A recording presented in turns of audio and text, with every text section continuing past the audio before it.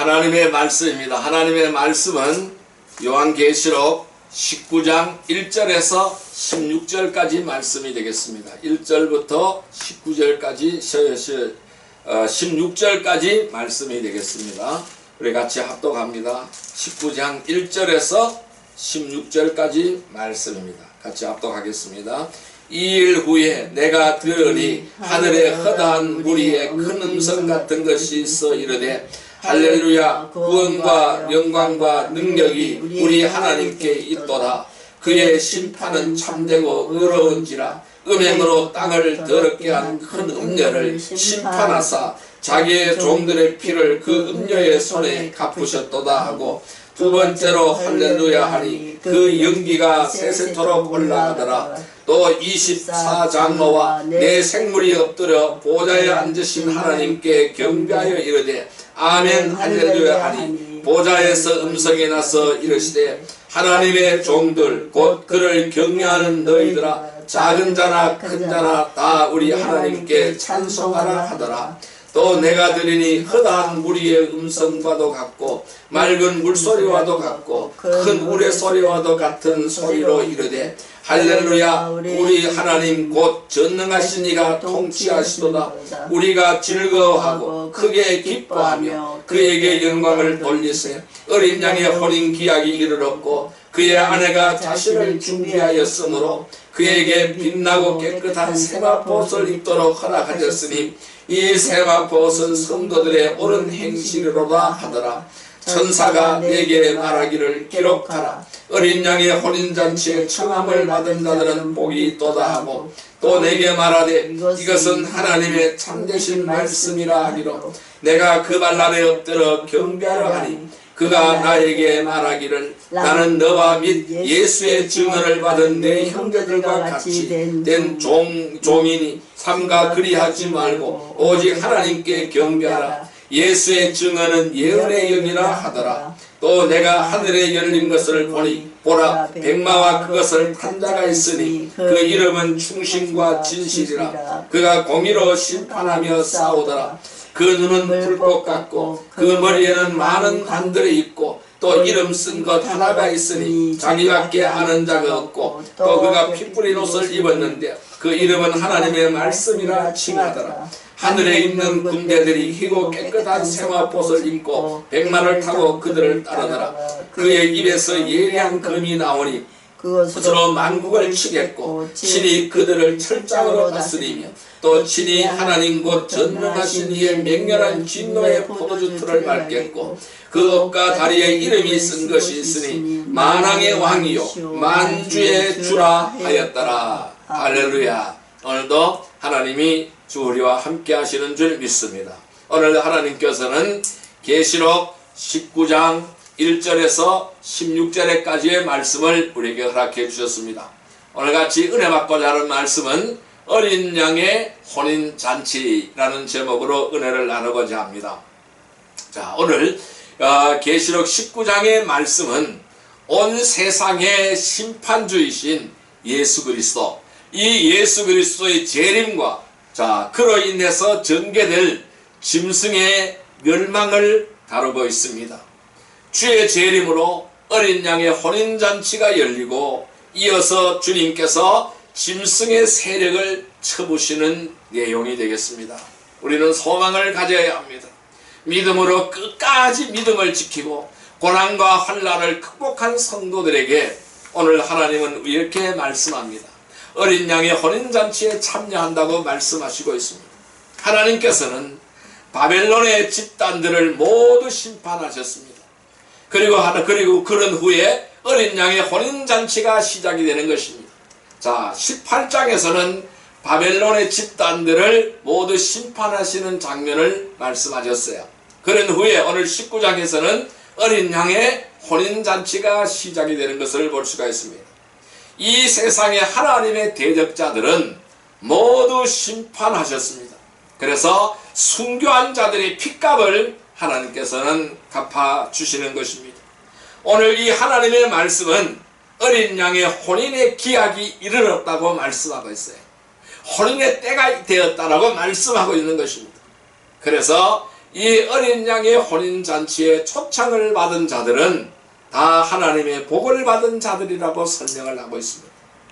이 시간 우리도 하나님의 혼인잔치에, 주님의 어린 양의 혼인잔치에 신부로 초청을 받은 줄 믿습니다. 우리가 이 신랑을 만나지 못하면은 영원한 불못에 들어가게 되는 것입니다. 그래서 우리는 이 땅에 주님이 다시 오실 때까지 우리는 승리해야 되는 것입니다. 믿음으로 승리해야 되는 것입니다. 어떠한 환난과 고난과 풍파가 있더라도 믿음으로 승리해야 되는 것입니다. 종국에는 악의 세력을 다 쳐부시고 승리하게 되는 줄 믿습니다. 자, 오늘 계시록 19장 1절의 말씀입니다. 같이 한번 읽어볼까요? 이 일 후에 내가 들으니 하늘에 허다한 무리의 큰 음성 같은 것이 있어 이르되 할렐루야, 구원과 영광과 능력이 우리 하나님께 있도다. 이렇게 말씀하고 있습니다. 자, 여기서 오늘 19장의 말씀은요, 이 일 후에 내가 들으니 라는 말로 시작을 합니다. 이 일 후에 내가 들으니 라는 말로 시작을 하죠. 자, 여기서 이 일은 무엇일까요? 그리고 들은 것은 무엇일까요? 자, 우리 지난 시간에 계시록 18장의 말씀을 살펴보았어요. 이 계시록 18장에서는 음녀, 즉 누구라 그랬어요? 큰 성 바벨론이라 그랬어요. 이 음녀 큰 성 바벨론이 멸망했습니다. 왜 멸망했습니까? 음란과 사치로 세상을 미혹하고 포악함으로 성도들을 핍박했던 음녀가 하나님의 심판을 받아서 장례식을 치러버리는 거예요. 그래서 음녀를 따르던 자에게 화가 임하여 애통이 하며 애가를 불렀다라는 것으로 이 18장에 나와져 있습니다. 자, 그러면은 이 일 후에 자, 음녀가 패망한 후에, 즉 음녀의 장례식 후에 이런 뜻이죠. 자, 음녀가 패망한 후에, 바벨론 세력이 멸망한 후에, 자, 음녀의 장례식 후에 어린 양의 혼인잔치가 시작이 되었다라는 말씀입니다. 자, 그럼 이 결혼식에는 슬픔의 애가가 아니죠. 기쁨의 찬양을 불러야 되겠죠. 할렐루야 찬양 소리가 들려야 되겠죠. 오늘 이것을 말씀하고 있는 것입니다. 자, 이 요한계시록은 이처럼 대조를 이루어가고 있어요. 이 대조를 통해서 그 메시지를 전하고 있는 것입니다. 장례식과 결혼식 대조를 이루어가고 있습니다. 음녀와 거룩한 신부 대조를 이루어가고 있습니다. 애가와 할렐루야 찬양이 대조를 이루고 있다라는 것이죠. 자, 장례식 후에 결혼식이 이루어지게 되는 것입니다. 음녀의 장례식 후에 결혼식이 이루어지게 된다라는 것입니다. 예를 들면 이런 이야기죠. 어떤 여인과 약혼한 왕자가 있었어요. 결혼식을 앞두고 적이 쳐들어왔습니다. 왕자는 전쟁에 참여해야 했습니다. 치열한 전투에서 그 원수들을 죽이고 전쟁을 승리로 이끌고 돌아와서 드디어 약속된 결혼식을 올리게 된 것이죠. 그때 온 백성들이 이 결혼식을 기뻐하면서 즐거운 노래를 부른 것입니다. 이러한 사실을 오늘 본문에서 보여주고 있는 것입니다. 오늘은 이 할렐루야 찬양 가운데 이루어지는 어린 양의 혼인잔치에 대해서 살펴보도록 하겠습니다. 오늘 이 말씀인 어린 양의 혼인잔치가 오늘 우리들에게는 어떤 의미를 주고 있을까요? 오늘 말씀의 의미는 바로 무엇일까요? 첫 번째 의미는 4번의 할렐루야입니다. 할렐루야를 4번이나 반복하고 있어요. 4번의 할렐루야라는 사실입니다. 여러분, 이 구약에서는 시편을 중심으로 할렐루야, 하나님을 찬양하라는 찬양이 많이 등장하고 있습니다. 그러나 신약에서는 이 할렐루야라는 말이 오늘 본문인 계시록 19장에서만 4번 등장하는 것을 볼 수가 있습니다. 첫 번째 할렐루야는 1절과 2절에 등장을 하고 있습니다. 1절과 2절 말씀 같이 한번 읽어볼까요?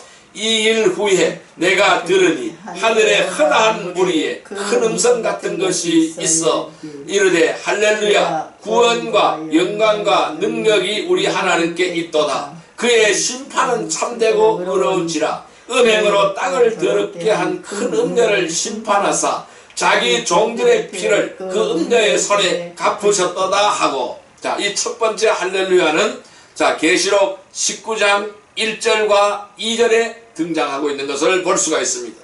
여기서 뭐라고 했습니까? 구원과 영광과 능력의 하나님을 찬양하고 있습니다.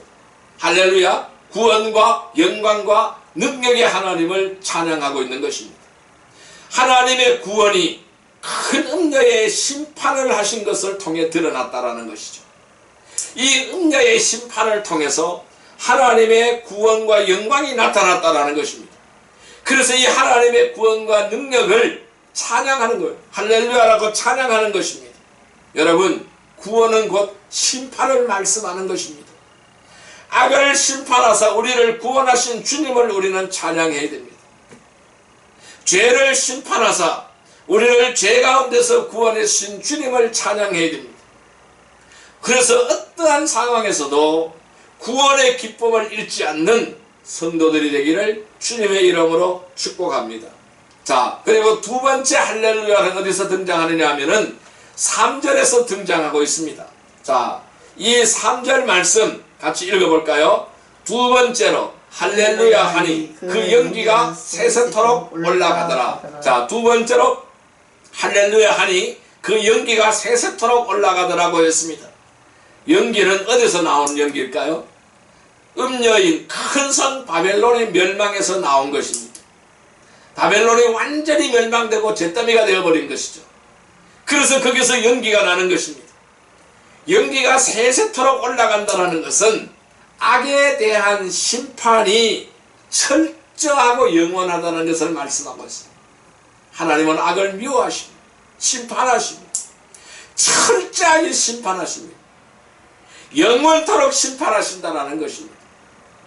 그래서 그 연기가 세세토록 올라간다고 말씀하고 있습니다. 다시는 죄악의 세력이 고개를 들지 못하도록 영원한 하나님의 심판이 이루어졌음을 찬양하는 것입니다. 다시는 이 악의 세력이 발동할 수 없다는 것이죠. 다시는 이 악의 세력들이 준동할 수가 없다는 것이죠. 그것을 찬양하는 것입니다. 완전히 끝났음을 찬양하는 것입니다. 완전하게 승리했음을 찬양하는 것입니다. 자, 세 번째 찬양입니다. 이 세 번째 할렐루야는 4절과 5절에 등장하고 있습니다. 4절 5절 같이 읽어볼까요? 또 24장로와 내 생물이 엎드려 보좌에 앉으신 하나님께 경배하게 이르되 아멘 할렐루야 하니 보좌에서 음성이 나서 이르시되 하나님의 종들 곧 그를 경외하는 너희들아 작은 자나 큰 자나 다 우리 하나님께 찬송하라 하더라. 자, 영원한 하나님의 심판에 아멘 무슨 뜻일까요? 그렇게 될 줄 믿습니다. 아멘의 뜻은 그리고 이렇게 화답하며 할렐루야 찬양을 하는 것입니다. 그러면서 하나님의 종들은 작은 자나 큰 자나 다 우리 하나님께 찬송하라고 명령하고 있는 것을 볼 수가 있습니다. 작은 자나 큰 자를 나누어 말한 이유가 있겠죠. 무엇 때문에 작은 자나 큰 자를 나누어서 말씀하고 있을까요?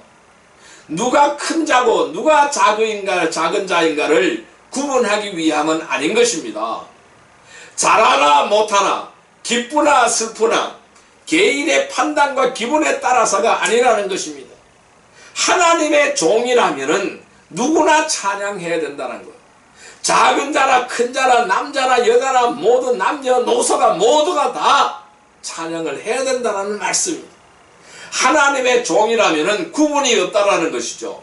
어느 누구나 다 하나님께 영광을 돌리며 찬양해야 된다는 것입니다. 왜 그럴까요? 하나님의 종이라면은 누구나 다 심판이 아닌 구원에 참여하게 되었기 때문이라는 것입니다. 자, 그 다음에 네 번째 할렐루야가 등장합니다. 네 번째 찬양이 등장합니다. 6절 말씀입니다. 6절 말씀 같이 읽어볼까요? 또 내가 들으니 허다한 무리의 음성과도 같고 많은 물소리와도 같고 큰 우레소리와 같은 소리로 이르되 할렐루야 주 우리 하나님 곧 전능하신 이가 통치하시도다. 자, 모든 소리가 있어 화답했다고 했어요. 우리 하나님 곧 전능하신 하나님의 통치하신다는 찬양이 울려 퍼졌다라는 것입니다.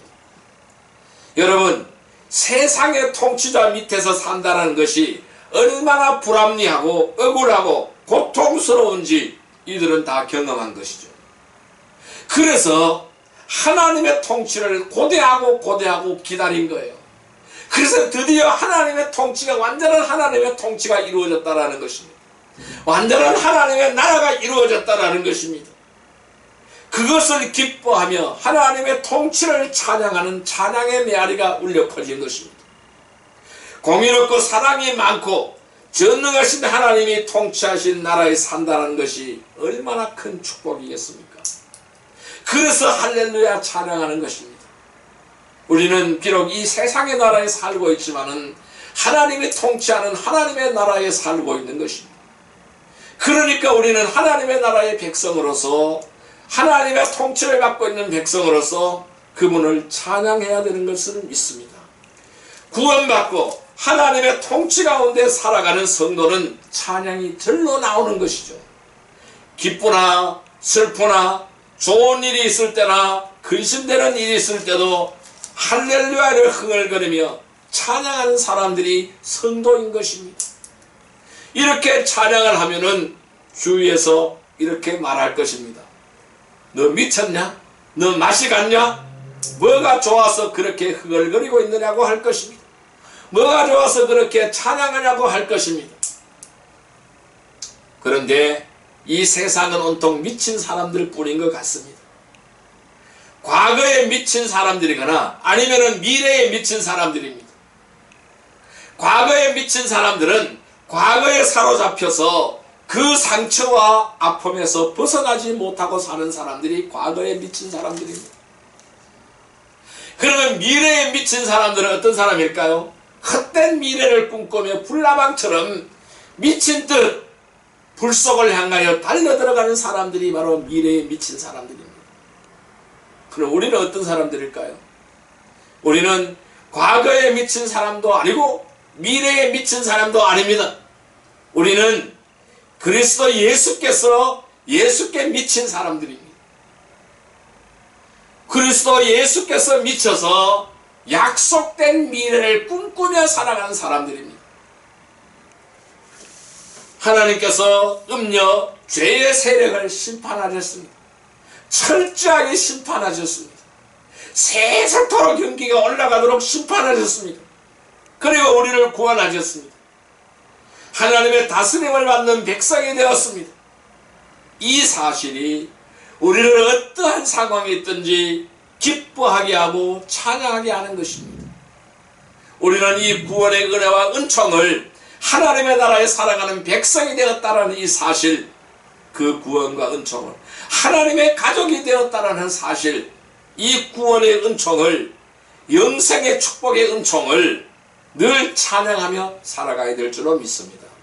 성도 여러분, 악을 심판하사 우리를 구원하신 주님을 찬양합시다.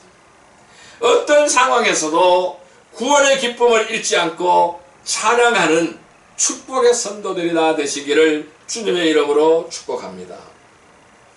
두 번째로 오늘 우리에게 주시는 말씀은 바로 무엇이냐 하면은 신부의 준비입니다. 신부의 준비.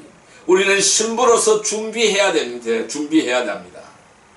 드디어 장례식이 아닌 결혼식 잔치가 시작이 되었습니다. 자, 7절 말씀 같이 읽어볼까요? 우리가 즐거워하고 크게 기뻐하며 그에게 영광을 돌리세. 어린 양의 혼인 기약이 이르렀고 그의 아내가 자신을 준비하였으므로. 자, 뭐라고 했어요? 어린 양의 혼인 기약이 이르렀다고 했습니다. 어린 양의 혼인 기약이 이르렀다고 했습니다. 자, 우리가 이 말씀을 잘 이해하기 위해서는 이 유대인들의 결혼 풍습을 알아야 할 필요가 있습니다. 이 유대인들의 결혼 풍습은 이렇습니다. 먼저 좋아하는 여자가 생기면은 신랑은 자신을 추천할 사람과 함께 신부집에 찾아갑니다. 그래서 이 신부집에 가서 청혼을 하는데요. 어떻게 청혼을 하느냐 하면은 포도주와 지창금을 가지고 갑니다. 그리고 서약서를 써가지고 갑니다. 포도주를 가져가고 지창금을 가져가고 서약서를 가져갑니다. 그러면은 그것을 들이밀고 결혼을 허락해달라고 하겠죠. 그러면은 오고 가는 신랑이가 있겠죠. 오고 가는 신랑이를 하다가 신부 아버지가 결혼을 승낙을 하면은 포도주 잔에 반을 마십니다. 포도주 잔에 반을 마시고 포도주 몇 방울을 혼인 서약서에 떨어뜨리는 것입니다. 나머지는 신랑 측에서 마시게 되는 것입니다. 자, 이렇게 되면 어떻게 될까요? 정혼이 되는 것입니다. 혼사가 정해진 것입니다. 약혼이 되는 것이죠. 약혼식을 한 것입니다. 그게 약혼식입니다.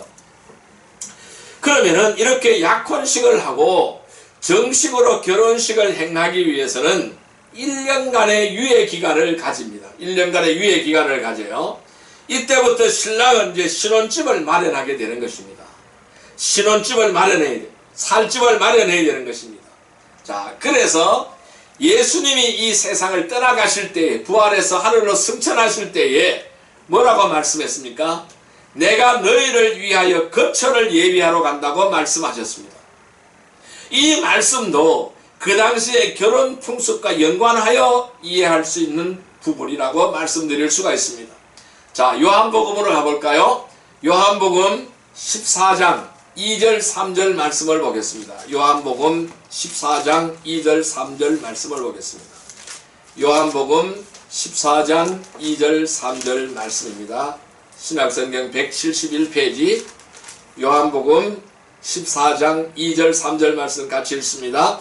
내 아버지의 집에 거할 곳이 많도다. 그렇지 않으면 너희에게 일렀으리라. 내가 너희를 위하여 거처를 예비하러 가노니 가서 너희를 위하여 거처를 예비하면 내가 다시 와서 너희를 내게로 영접하여 나 있는 곳에 너희도 있게 하리라. 자, 여러분, 자, 이 말씀도 결혼식의 풍습을 가지고 설명하신 예수님의 말씀의 내용입니다.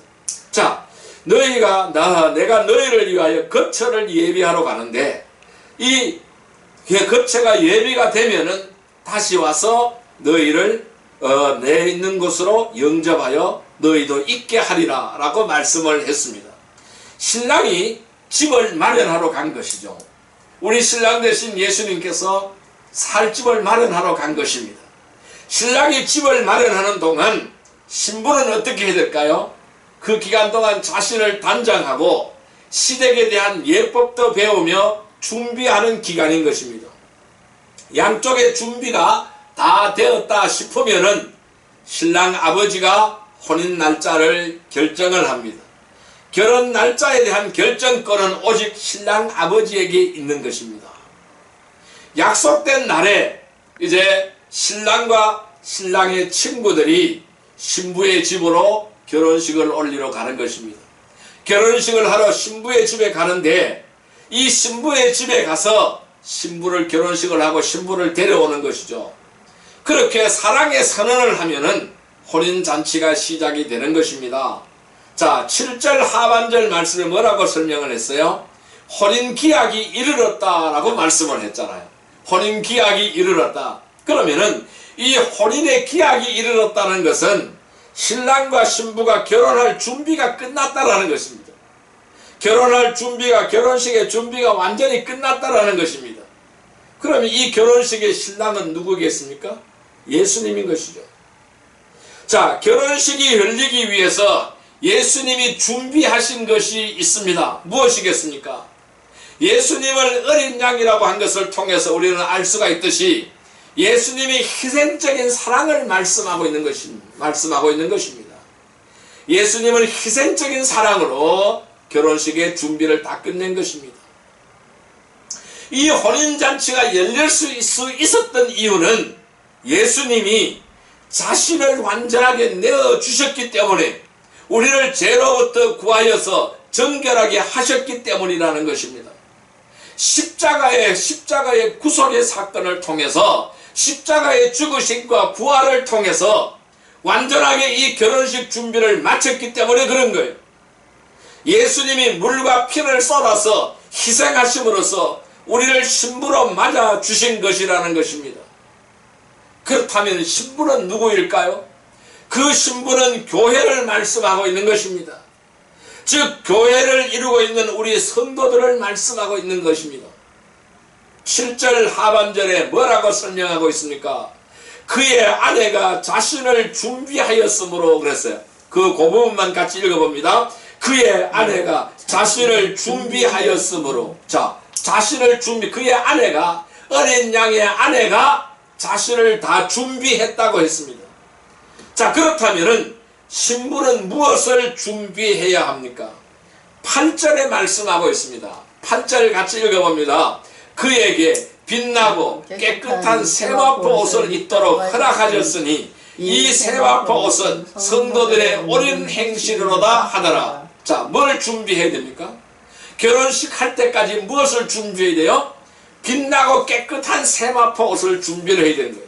즉 웨딩 드레스를 준비해야 되는 거예요. 신부가 입을 웨딩 드레스를 준비해야 되는 것입니다. 자, 웨딩 드레스는 뭐라고요? 성도들의 옳은 행실이라 그랬어요. 성도들의 옳은 행실이라 그랬어요. 그러면은 성도들의 옳은 행실의 세마포 옷입니다. 빛나고 깨끗한 세마포 옷은 신랑 되신 예수님의 보혈로 마련해 주신 의의 옷입니다.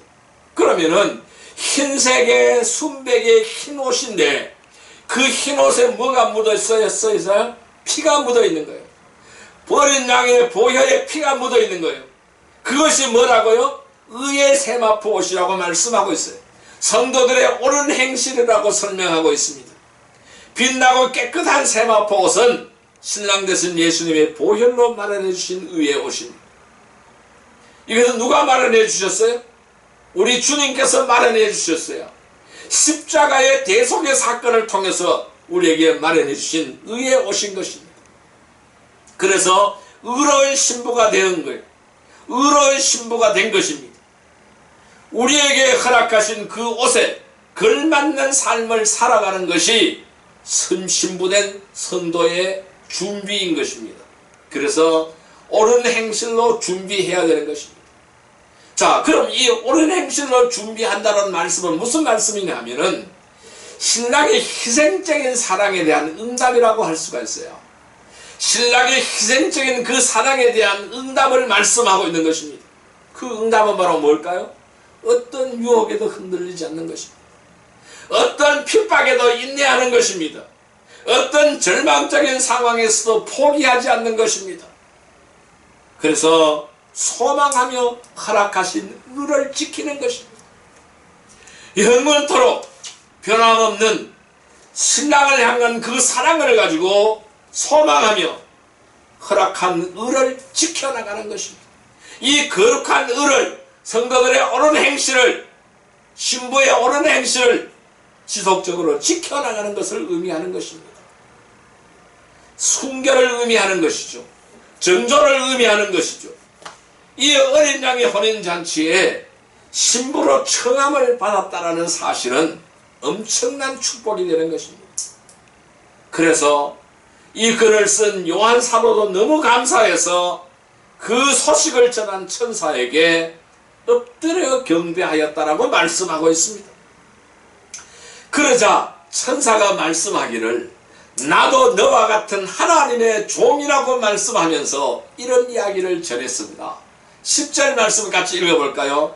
내가 그 발 앞에 엎드려 경배하니 그가 나에게 말하기를 나는 너와 및 예수의 증언을 받은 내 형제들과 같이 된 종이니 삼가 그러하지 말고 오직 하나님께 경배하라. 예수의 증언은 예언의 영이라 하더라. 이렇게 말씀했습니다. 천사에게 경배하지 말고 오직 하나님께만 경배하라고 천사는 말씀하셨어요. 그러면서 예수의 증언은 예언의 영이라고 말씀하셨습니다. 이 구절에 대한 다양한 해석이 있습니다. 문맥을 따르면은 예수의 증언이 예언의 핵심이다 라는 말씀으로 해석할 수가 있습니다. 또한 예언의 영은 예수님을 증언하는 일만 하신다 라는 그러한 의미도 될 수가 있습니다. 이 말은 신부는 오직 신랑 되신 예수님의 말씀만 믿고 따라야 한다는 것입니다. 신부는 무엇을 믿고 따라야 되느냐? 신랑 되신 예수님의 말씀을 믿고 따라야 한다는 것입니다.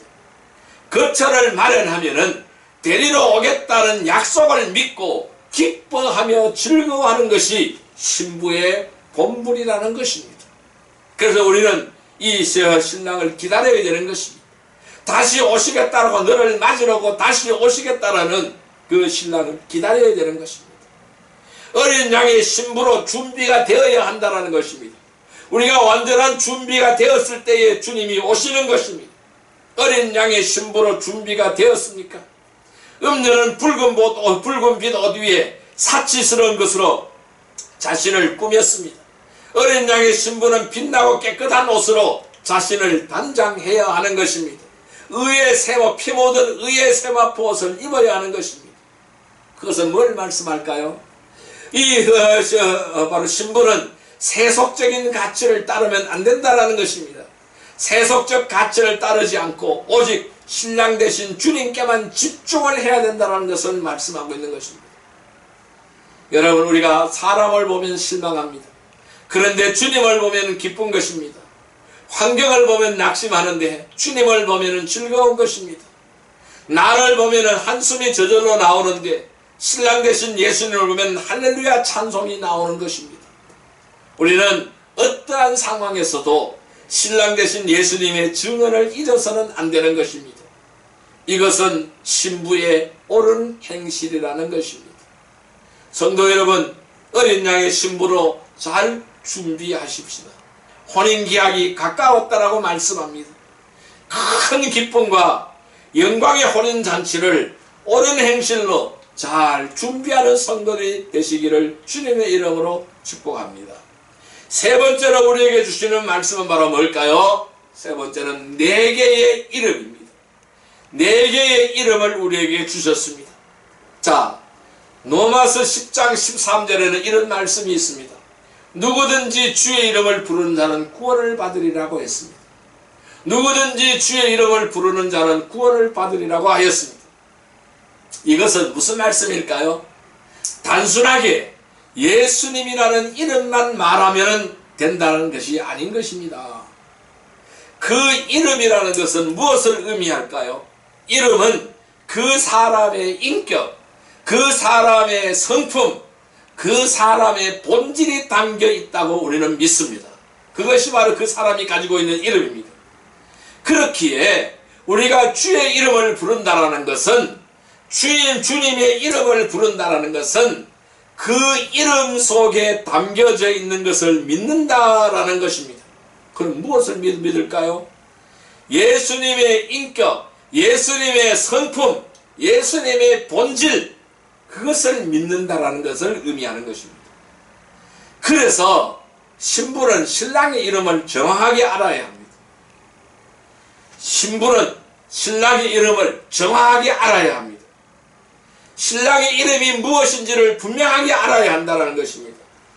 자, 11절부터는 무엇이 등장하느냐 하면은 백마를 탄 자가 나타나서 최후의 전쟁을 진두지휘하는 장면이 등장합니다.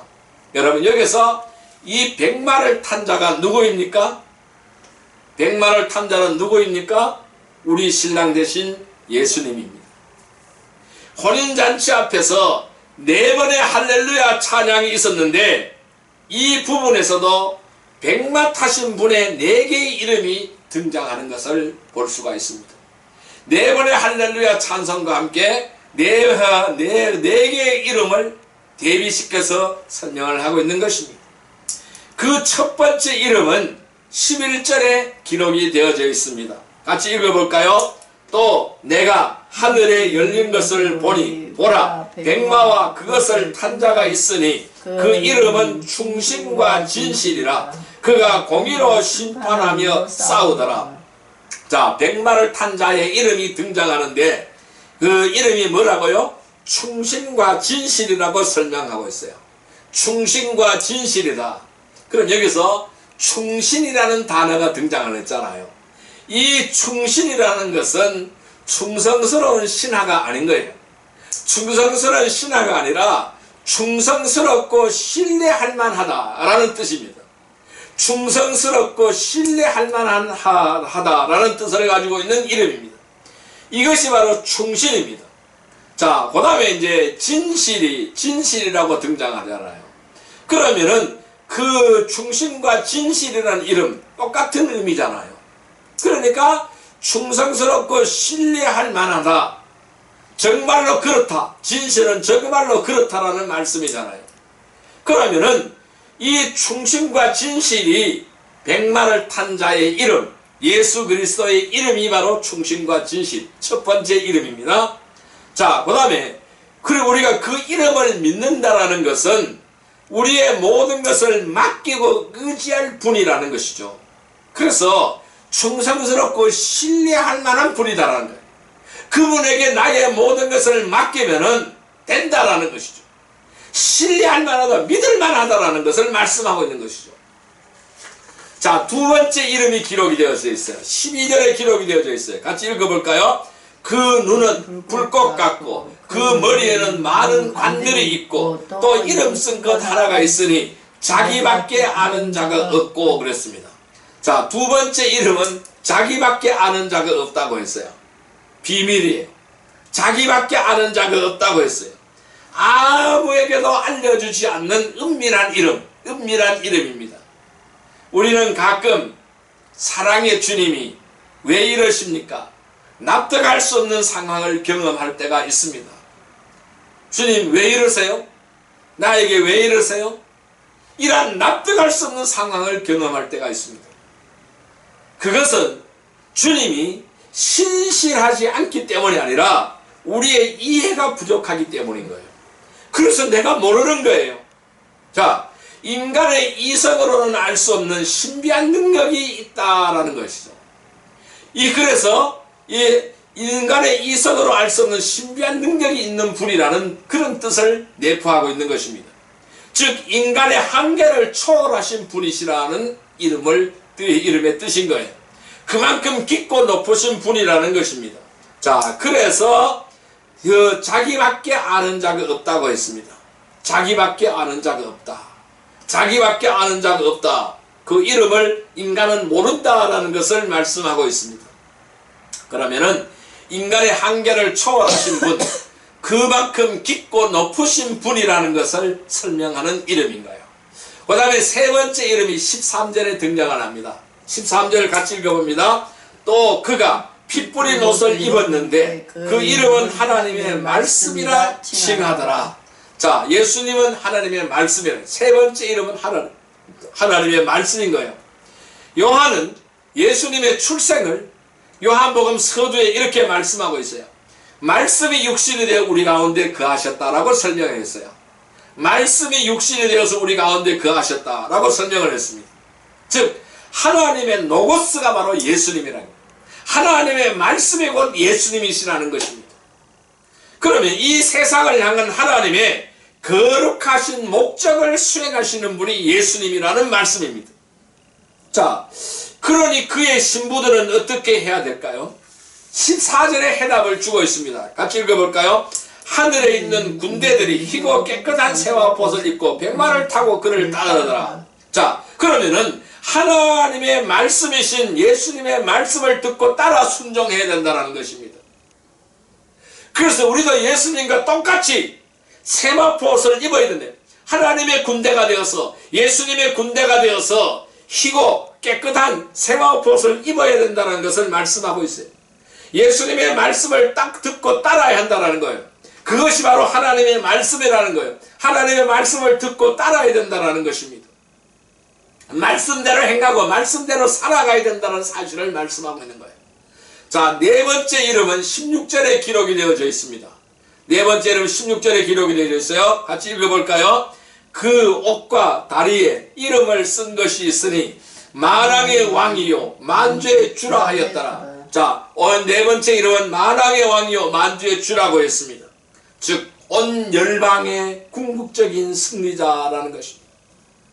모든 것의 승리자라는 것입니다. 모든 것을 주장하고 주관하시는 분이시라는 것입니다. 하나님이시다라는 말씀입니다. 자, 성도 여러분, 신랑 되신 예수님의 이름은 첫 번째 이름은 충신과 진실, 두 번째 이름은 은밀한 이름, 세 번째 이름은 하나님의 말씀, 네 번째 이름은 만왕의 왕, 만주의 주. 이것이 바로 우리의 신랑 되신 예수님의 이름인 것입니다. 즉 모든 짐승의 세력을 쳐보시는 궁극적인 승리자이십니다. 모든 바벨론의 세력을 쳐보시는 궁극적인 승리자라는 거예요.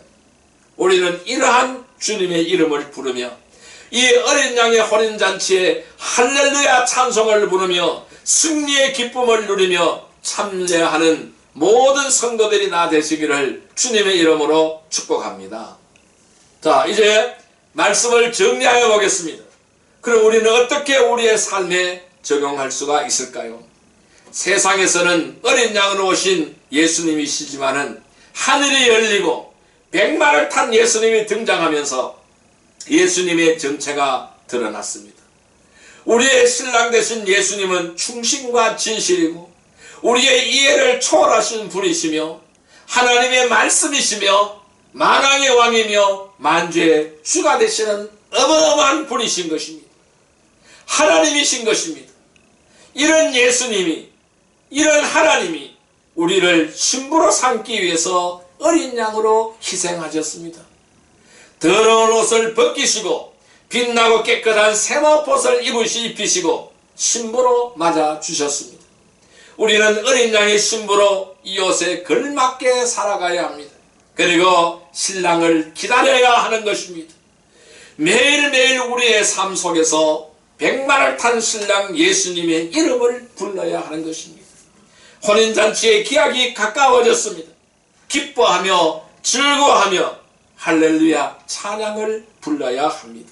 성도 여러분, 음녀가 판치는 세상에서도 우리는 신부의 정체성을 잃지 않아야 됩니다.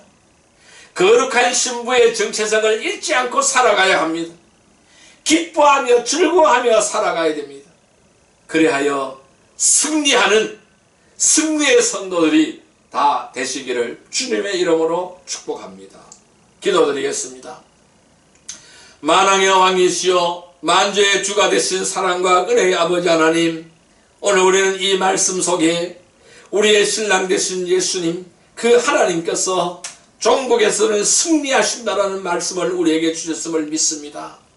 지상에서는 어린 양으로 오신 예수님이시지만은 하늘이 열리고 백마 탄 예수님이 등장하면서 예수님의 정체가 드러났습니다.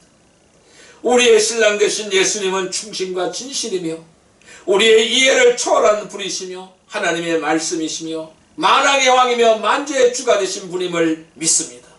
그분이 우리를 신부로 삼기 위해서 어린 양으로 희생하셨음을 믿습니다. 그리하여 우리의 더러운 옷을 벗기시고 빛나고 깨끗한 세마포옷을 입히심으로 신부로 맞아주셨음을 믿습니다. 우리는 이 음녀가 판치는 세상에서도 신부의 정체성을 잊지 않기를 원합니다. 혼인잔치의 기약이 가까웠다고 말씀하십니다. 늘 우리는 기뻐하며 즐거워하며 살아가게 하시고 늘 믿음과 은혜 속에서 승리하는 복된 성도들이 다 되게 하여 주옵소서. 예수님의 이름으로 감사하며 축복하며 기도드리옵나이다. 아멘.